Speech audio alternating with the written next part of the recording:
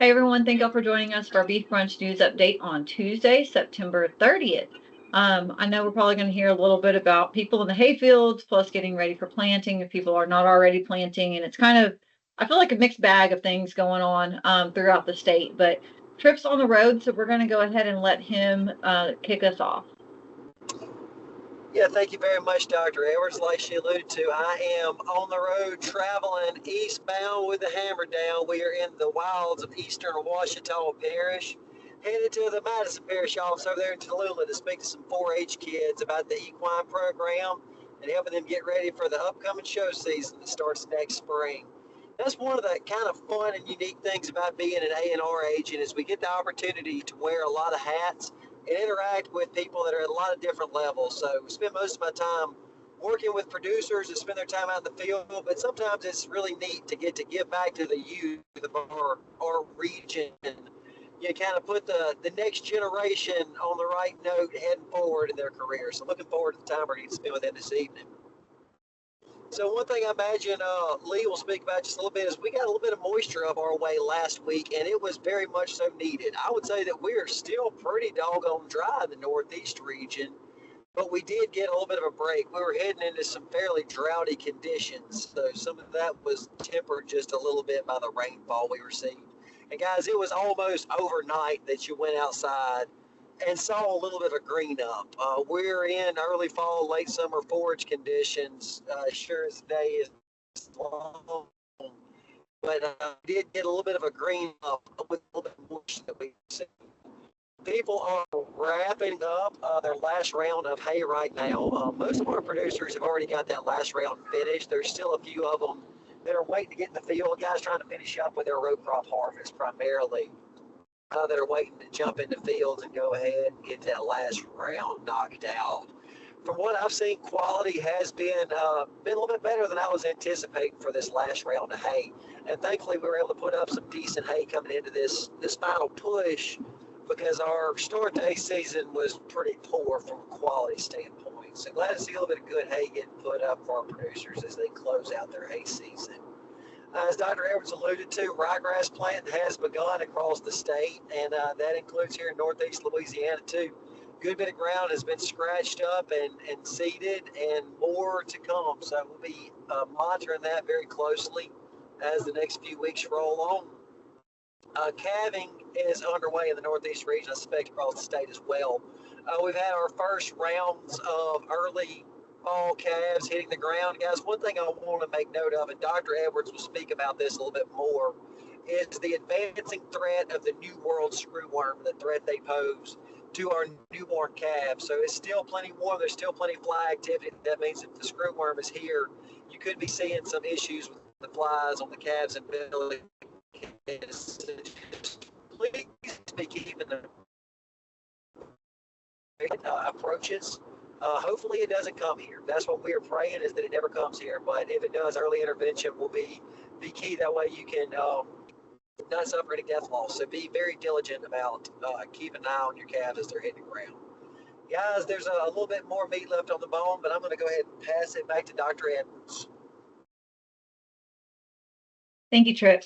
I know he was cutting out there for just a second, but I think we got out all of it. As you mentioned, the New World screwworm has inched its way north. It's about 70 miles from the Texas border now.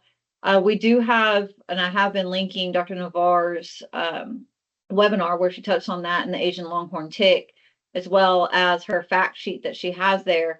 But this fly does really like the umbilicus of calves.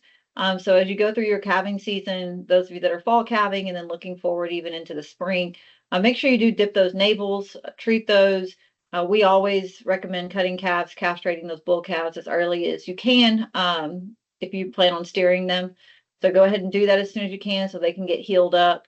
Work with your local vet on that and check out Dr. Navarre's resources. But if you have any questions, reach out to us. We can point you in the right direction for more information on that.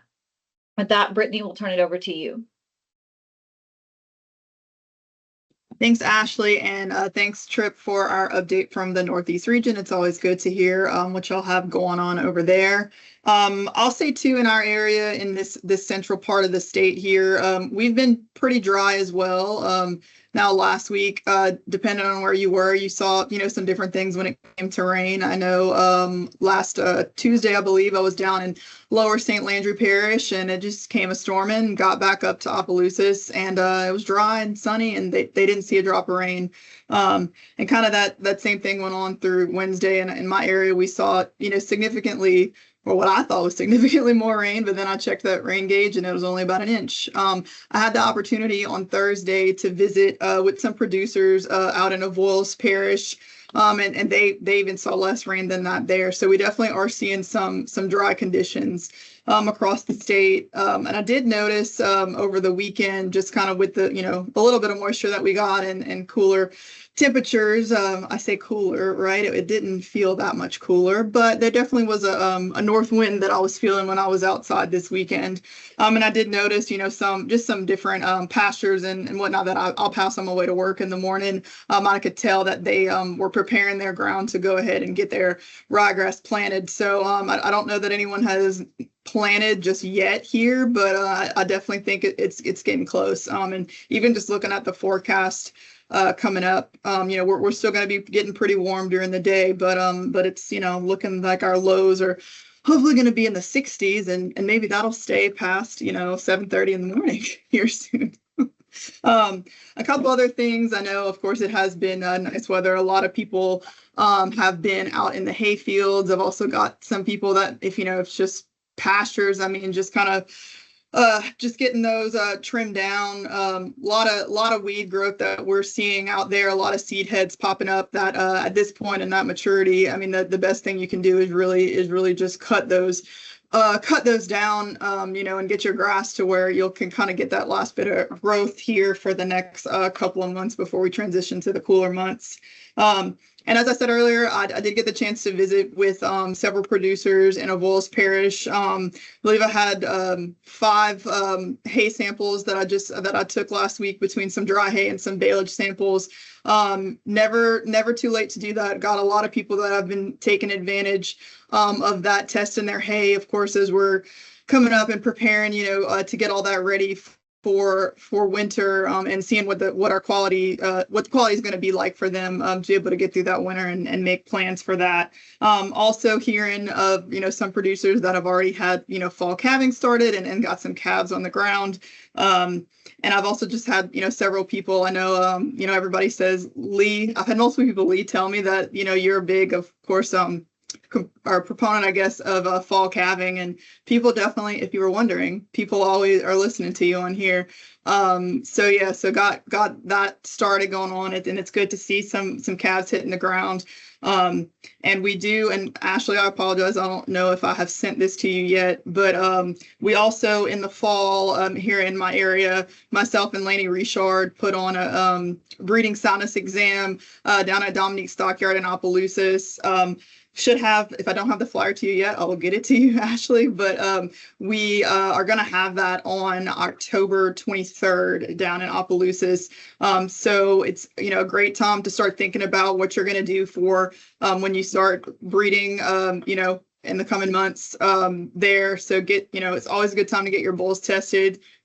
Just it's always a smart idea, whether it's your soil, your hay, your bulls. You got to get stuff tested to know what you got going and to be able to make a plan. So that's all I got for y'all over here. I know Vince couldn't join us today. As Tripp mentioned, we have a lot of harvest going on. Vince was in harvesting a soybean plot today, so he couldn't make it on with us. But yeah, so with that, I'll turn it back over to you, Ashley. Perfect. Thank you. Yeah, if you'll send me that BSE stuff, I'll add it into our list here. Lee, we'll go ahead and turn it over to you for the Northwest region.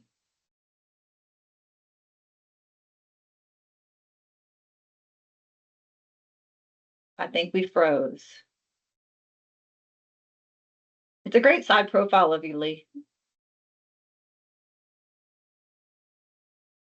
Okay, well, while we're waiting on Lee to come back online, we're gonna we'll go ahead and start talking about some of our events that we have going on, and maybe he'll be able to pop right back on. Brittany, will you text him or call him and see what we've got going? I do really love this picture, though. It's gonna make me chuckle for a little bit.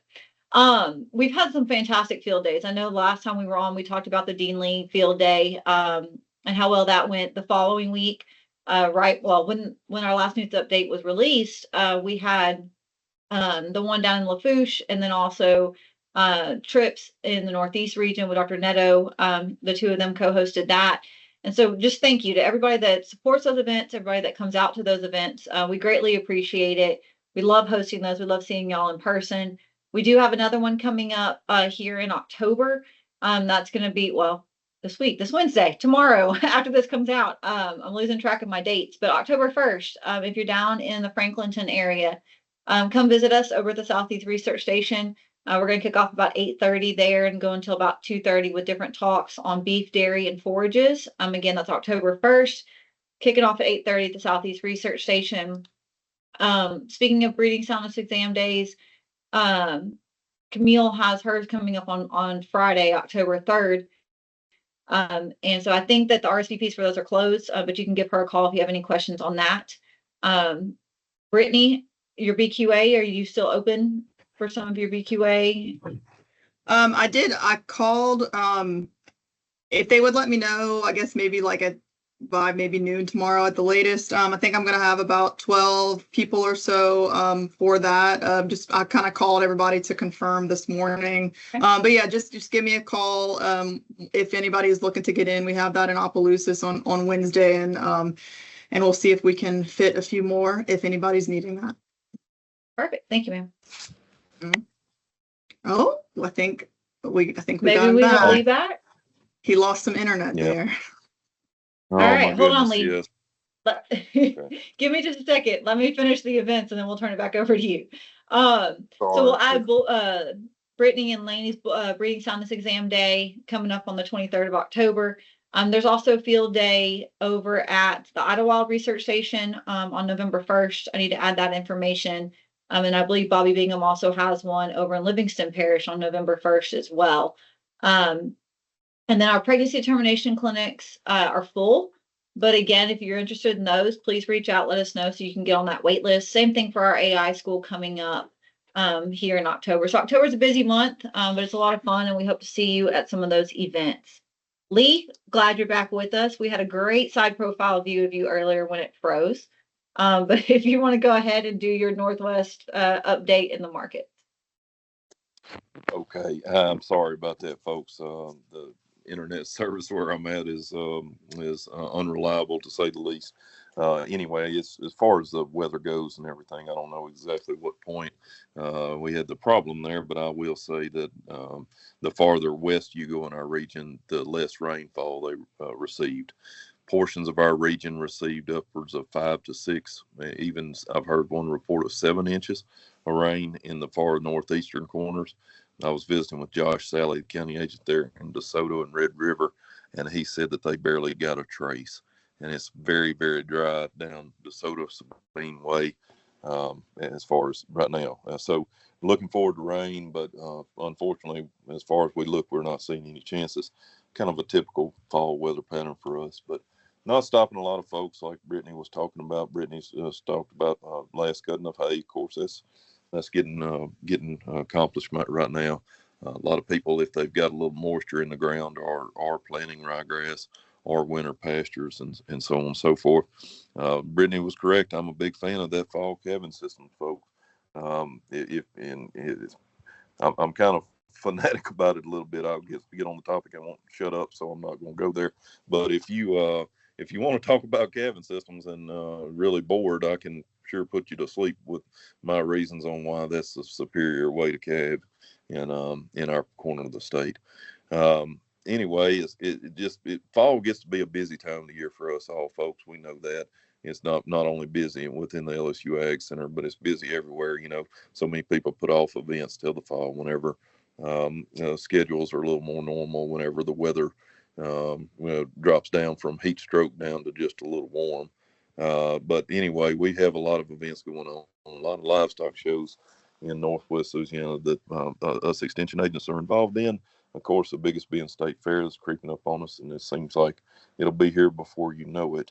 Dr. Edwards mentioned our pregnancy determination clinics. We'll look forward to that. This next week, it's kind of snuck up on us too. Here it is. Snap your fingers and here we go. But as far as that goes, it's a great time of the year. A lot of people weaning calves, a lot of people shipping calves, a lot of smiles on faces right now, folks. And that's my not so smooth segue into the markets. But what a great market conditions we're still experiencing, folks. Run out of adjectives as far as how to describe this market. It's truly resilient, folks. We've had hit upon hit upon hit. Things that 4 or 5 years ago would have knocked this market off at the knees, and the market has rebounded and has been able to absorb these changes. One of the latest ones, which was a non-issue entirely, was what Dr. Edwards was talking about, and that's the news of the screwworms progression north. I can remember a time not too long ago where news such as that would have limited down on futures markets, and cash prices would just be in the ground. You would be struggling to get bids on cattle almost, and that just hasn't happened here lately. And it begs the question, and it's kind of a scary question to ask, and a lot of people don't even want to broach the subject, but what is it going to take to cause significant price? I'm not talking about variations in prices, folks, because there's variations every week. And if you listen to this news update, you'll hear me blather on about down 1% on 5-weight steers and so on and so forth. I'm talking about a significant downturn on cash prices of cattle in Louisiana. And I'm not talking about nationally. I'm talking about what we experience here in Louisiana. What is it going to take to kill our markets? And I don't have the answer to that, folks. I don't want to know the answer for it, but enjoy it while it lasts. One thing that and this is soapbox time more than anything, folks. I'm starting to hear a few people, talking about it. Oh, I don't know if it ever is going to go down. It can't go down much. When you get to thinking that way, that's the wrong way to think, folks. And I called, and several times on this news update, I have talked about the fact that remember the lessons of 2014. We were flying high. We were doing really great with a fantastic record high market in 2014, and long in July of 2015, it just came crashing to a halt. And it of course, we didn't build a market again until just a couple of years ago. So what goes up must come down, but enjoy it while it's there. This is just unprecedented times. And I was talking to a producer earlier today. They asked me the question, well, when's it going to go down? And I told them I don't know, and I don't know that anyone truly knows, because several of the people that make a lot of money as a prognosticator of markets have been proven wrong so far by this market. So a lot of strength there, a lot of good prices if you're selling cattle. A lot of people that are really making some difficult decisions right now as to whether to keep calves, retain them, graze them on the ryegrass, wheat, whatever you got planted, or to let them go down the road. The other big question that is on a lot of people's minds, and Dr. Edwards has been dealing with this quite a bit with the Go Beef program. I hope she doesn't mind me saying if not, but if she does, we're not in the same room, so she'll have to wait to be mad at me. Is the fact that a lot of people are, culling those heifers. Not culling heifers, I guess marketing heifers would be the better way to say it. Replacement heifers. When you look out there in the pasture, or you look out in the weaning pen, and all you see is some $2,000, $2,200, $2,500 bills walking around there, you think, oh my goodness, what am I doing? Why am I holding on to these cattle? So, it's a hard decision as far as that goes. And I know Dr. Edwards has talked to some producers that ordinarily would retain ownership, but they're kind of letting go and taking advantage of these prices. It's going to be interesting to see how that plays out with replacement cattle prices when it comes to next spring. I digress. Before I do give the market report, I do want to make mention that, we are seeing maybe some slight discounts being built in on some classes of cattle. And I know several market analysts refer to October, which we're knocking on the door of, as National Dead Calf Month.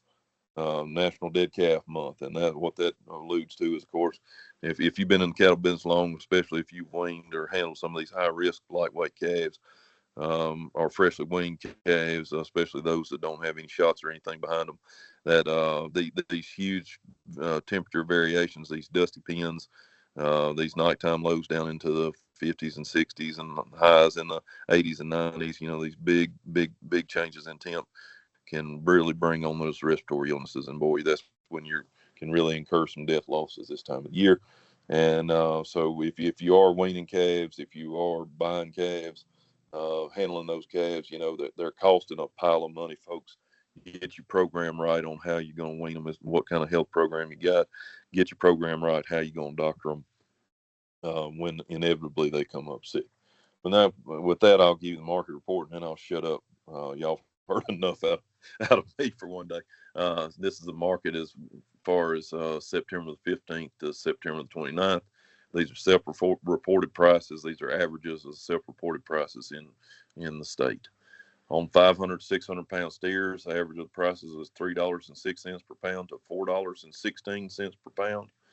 5 to 6 weight heifers, $3.04 to $3.74 a pound.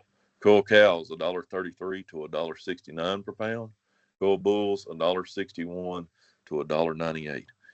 Hold on to your hats whenever you hear this, folks. Bred cows, average of the high prices paid, $4,138.89. And on pairs, the average of the high prices paid on pairs is $3,800 and $3,825. Excuse me. Don't have any percent changes because we didn't have a market report this time. If I had to conjecture, I would say maybe 1-2% lower, but that's not based on any kind of science. That's just conjecturing. And with that, I will turn it back over to you, Ashley. Thank you, sir. Yeah, I definitely don't mind you saying that about the heifers because it's very true, and I can't say that I blame people for going ahead and marketing some of those heifers with prices the way that they are. So, with that, as Lee mentioned state fair, and I did not mention that earlier, October 1 is the last day before you have to pay late fees on any kind of state fair entries. So if you have kiddos showing at state fair, go ahead and get those livestock entries in.